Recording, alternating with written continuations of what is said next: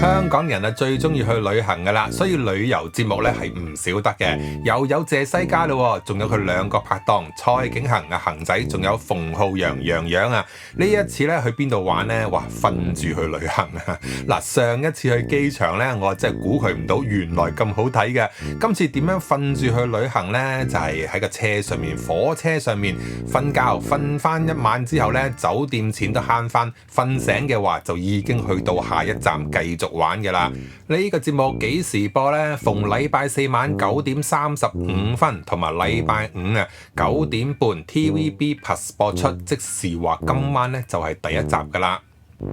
今晚25號啊，第一站去邊度玩呢？就係越南嘅河內啊。謝西嘉同埋兩位拍檔坐住開篷嘅吉普車喺市內嗰度兜翻轉先啦。咁啊，其中咧會經過咧好有特色嘅36巷街啊，咩嚟嘅呢？就話36條巷咧，每一條巷都只係賣一樣嘢嘅，賣台嘅咧成條街都係賣台，係唔會有第二樣嘢賣噶啦。嚟到河內啦，當然帶大家去睇下啲特色嘅打卡位啦，就係嚟到火車街啊。特點係點樣呢？就喺火車軌兩邊咧開滿餐廳同埋酒吧，遊客咧係可以坐喺鋪頭前面啊，哇！以一個非常之近嘅距離啊，係唔夠3尺咧，係可以感受到火車駛過嘅震撼嘅。人同埋火車嘅距離咧近在咫尺啊！謝西嘉就話咧好近，雖然明知架車咧係掂唔到佢哋嘅，之但係下意識咧都會向後褪嘅，咁啊比起網上面睇片係更加近嘅。兩邊嘅乘客咧喺火車駛過之後咧都興奮到咧歡呼嘅，哇！不過咁近咧，我自己覺得就係仲要食嘢飲嘢，會唔會好大沙塵嘅啦嚇？至於聽晚26號咧，3個人就會坐夜班火車去到胡志明市啊。車上面有獨立嘅房間啦，喂，好平喎！每間房嘅收費咧都係100蚊美金，大約就係778蚊港紙到啦，可以俾4個人瞓嘅。瞓醒之後咧，又一條好漢，又繼續玩啊！接住落嚟就會介紹係北河市集啦。咁啊呢度咧有得食有得玩啦。咁啊當中一啲賣嘢食嘅攤檔咧，佢嘅食材咧，哇，真係好多嘢㗎，由野豬頭到各種嘅內臟都有啊，顛覆大家嘅想像啊！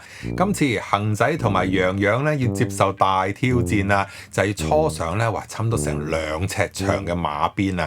放心，唔係成條隊嘅，係切開咗嘅。嗱，馬鞭咧喺當地嚟講咧係奉為一個強身嘅補品嚟嘅。通常嘅煮法就係咧攞去燉啦，或者燒烤咧去除嗰啲腥味啊。想知道馬鞭個口感係點樣嘅話咧，兩位男士食完之後會唔會變咗個猛男咧？其實我哋係唔會知嘅，係呢啲佢哋自己講嘅啫。咁啊，到時留意翻個節目就 OK 噶啦。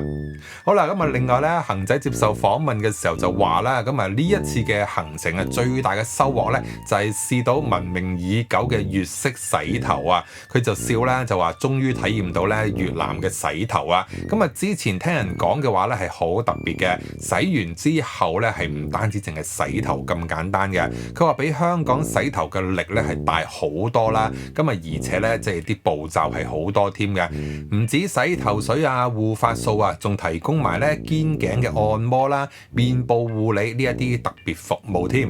睇過上一次佢哋呢個組合啦，去機場度去旅行咧，我覺得幾好睇、幾好笑嘅。咁啊，所以今次嚟講嘅話咧，我都會支持下嘅。咁啊，大家有興趣嘅話就可以留意下啦。TVB Plus 啊，星期四9:35，禮拜五嘅話就9點半啊。唔知今次恒仔會唔會真係買嗰啲磁石貼啦嚇？